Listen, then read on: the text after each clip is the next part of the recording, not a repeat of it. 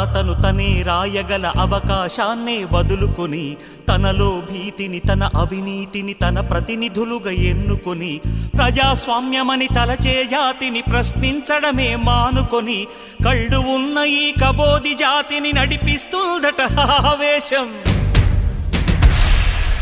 ఆ హక్కేదో తనకే ఉందని శాసిస్తుందట అధికారం.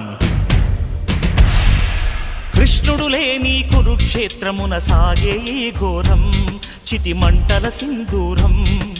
చూస్తూ ఇంకా నిదురిస్తావా విశాల భారతమా, ఓ విషాద భారతమా. అర్ధ శతాబ్దపు అజ్ఞానాన్నే స్వతంత్రమందామా, స్వర్ణోత్సవాలు చేద్దామా. ఆత్మ వినాశపు అరాజకాన్నే స్వరాజ్యమందామా, దానికి సలాము చేద్దామా. శాంతిక పోతపు పుట్టుక తెంచి తెచ్చిన బహుమానం